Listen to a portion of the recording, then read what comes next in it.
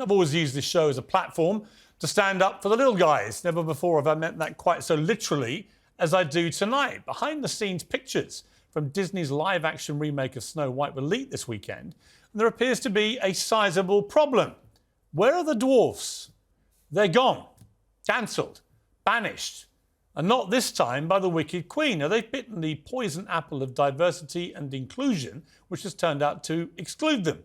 Disney's PC reimagining of the legendary fairy tale doesn't feature 7 dwarves at all. Instead, it's 7 magical creatures of varying sizes, shapes, ethnicities and genders.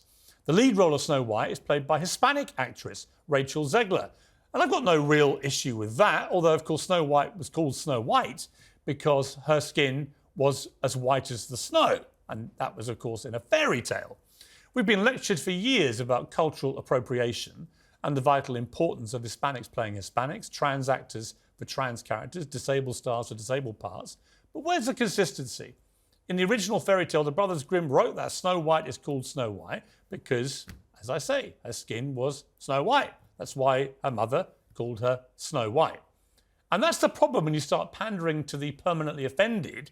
You can never go far enough. Last year, Peter Dinklage, probably the most famous dwarf in the world, slammed Disney for including dwarfs in its movie at all. You're still telling the story of Snow White, yeah. And 7 dwarfs. Sure. So, look, take a step back and look at what you're doing there. Yeah. I know. That makes no sense to me. Well, so what, you're progressive in one way, but you're still making that backward story of 7 dwarves living in a cave. What the are you doing? Well, Peter Dinklage got his way. The dwarves have now been sidelined, cancelled. As critics in the dwarf community pointed out, though, it's all well and good for Peter Dinklage to take this moralising stand.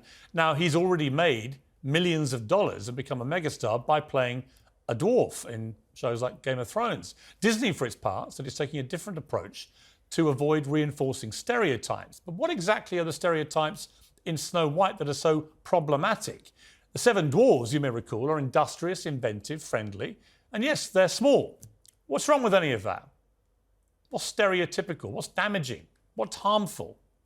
And then another blow for diminutive actors. Trailers for the new Willy Wonka movie reveal something really quite sinister. You're the funny little man who's been following me. I will have you know that I am a perfectly respectable size for an Oompa Loompa. That's right, regular-sized irritant Hugh Grant has taken a plum role as one of Wonka's pint-sized assistants, again depriving a talented dwarf actor of a role he was born to play. And that's the problem with Hugh Grant. Never cares about the little guys.